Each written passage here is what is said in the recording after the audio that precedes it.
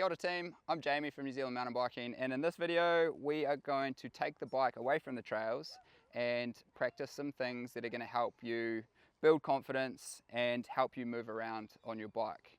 You don't need fancy trails for this one, you can leave the trails behind. All you need is a flat bit of ground, some cones or something that could act like cones, like gloves or socks. We'll go through a series of drills like how to do switchbacks, corners, how to stop, so that once you're on technical tight terrain, everything feels a lot more easier and you can go in with a lot more confidence. So start with just 10 to 15 minutes per drill, but you could take up to half an hour, no worries, to really practice. But once they start feeling natural, you'll find tricky corners and tight switchbacks a whole lot easier because you'll feel a lot more confident. Stay tuned for the next video, because in the next video, we're going to be talking about how to link features like corners, rooty stuff. It's going to be great. Okay, our first drill is all about braking. So being able to control your speed on the trail and knowing how long it takes you to control your speed is super important for building your confidence. I've set this drill up with some cones, and I call this an emergency stopping drill because I'm going to come in at a reasonable speed and I'm going to stop in as short a distance as possible without skidding, and the aim of the game is to stop with my front tyre between the cones or next to your chosen landmark. You could use a stick, a stone, a tree on the side of a road, anything for this. I like to set it up on a gentle slope so that all I have to do is let go of the brakes and I start to accelerate. The idea is I can leave my braking as late as possible but still stop with my front tyre between my cones or next to my landmark consistently. So some key things to remember with this is that our front brake, which is generally on our right hand side in New Zealand, is the more powerful one, and the rear brake is the more friendly one. So you might notice that if you just pull them both on at the same time with that weight going forwards, you might get a little bit of skidding on the back tyre. And if you do feel like you're going over the front, remember all you have to do is let go of the brakes and the bike should settle back down. Play around with your body position on this. I like to start with my hands nice and relaxed, and that way you can really feel if all that weight comes into your arms. A good thing that you can do is that dropping your heels that we talked about in body position. The next thing is a good continuation from braking. Now, instead of doing an emergency stop, we're going to control our speed and make it around a corner. So I've got the different colored cone as our first cone. That's where we want our speed controlled by. Now, both brakes is the best way to slow down if you can, your front brake being more powerful. But as soon as I start to turn, if I try to give my front wheel too many jobs, it's not likely to do any of them very well. So I come off my front brake and then I keep turning, and as soon as I can see my next feature or next corner, that's when I'll release my rear brake because I'm happy to accelerate. So you might notice this is very similar to the red light being slow down, orange light just covering that back brake, green light for go from the fundamentals video. Depending on how fast the trail surface is, so grass is generally a little bit slower, but it can be quite a bit slipperier, or how steep your slope is. If it's steeper, obviously you're going to get more speed. You can adjust the radius of your turns so that you can make it either easier or more challenging.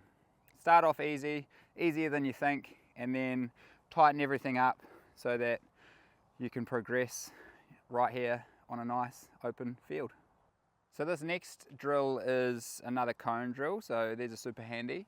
All it is cone slalom. So you can set your cones up in a straight line. I usually set my cones out about 6 to 8 paces apart. And then if you want to mix things up, you can offset them, and I'd usually offset them by about 2 paces. So you can play around with that depending on how steep the slope is, but this one generally works on a gentle slope. The steeper it is, it gets really hard really quickly. And you can practice a lot with this, which is really cool. So the first run, all you do is get the kids to ride through the cones and try and make every single turn. The next time, look for the cone that's in front of you, and then the time after that, you can start playing around with leaning the bike, with rotating, so moving the body so that your hips are to the outside of the turn. But before you can start doing that stuff, really you need to get the body position basics dialed. So that hinging at the hips so that you can lower your shoulders but keep your hips high, it means that there's a lot more space to let the bike move underneath you.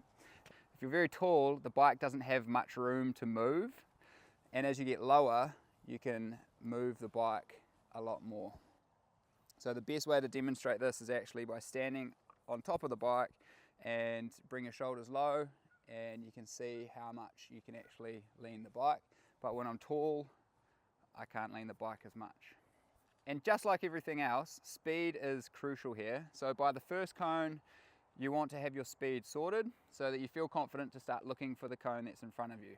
If I get my eyes looking at where I want to go, my whole body's going to follow, and then the bike follows underneath me. Now, something that also doesn't get a lot of attention is using our gears. It really sucks when you're riding along a trail, you didn't see a hill just in front of you, and by the time you get to it, you're in way too hard of a gear, so you can't get up the hill. Your legs just run out of juice. Or if you're going down a hill and you haven't changed gears after climbing and you're in way too easy of a gear, and when you do go to pedal, all of your weight just gets thrown forward. I've seen people crash because of this, and it's the worst way to crash. So a good way to help people learn how to use their gears is have a race.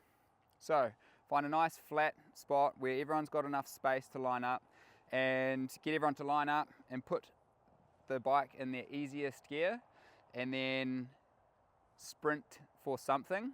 It doesn't have to be long, and then talk about it. You'll feel when you run out of juice, your legs just start spinning and it feels like you're going nowhere.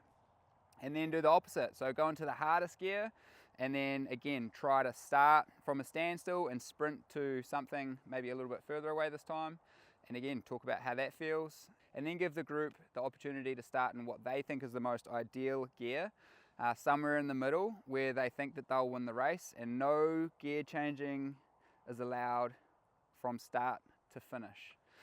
And then this way they're going to figure out how their gears work. This is one of my favorite things to practice. It's just called a track stand, where balancing in one spot. So to start with, it's a lot easier to be moving, but as you get better, you can start to do it in one spot. The longer you can do it in one spot, the better your balance. So once you've got it, or you feel pretty good in a slow roll, then you can start to practice leaning up against something. So you can find something like this park bench, a curb, a low fence, and just rest your front wheel up against it, and it just gives you something to brace on. So you could theoretically do that for a long time, and then you can start moving away from your park bench or leaner and see how long you can track stand for. This is really good once again for your balance, and when I slow down into a feature, if I can track stand, then I can stop anywhere I want and lift my eyes up to look through a line to see where I want to go. Hopefully you had a little play and found some of these useful. These can be practiced in a field, on a driveway, or on a nice quiet gravel road. Keep practicing these. They might only take 5 to 10 minutes, or you might spend half an hour on one. And the whole idea is to be able to practice perfect. So by practicing out on a field or somewhere nice and flat and open, you have way less distractions, and so you're much more likely to practice perfect. That way when you get onto the trail and there's a lot going on, it should be nice and easy for you to actually think about how everything feels.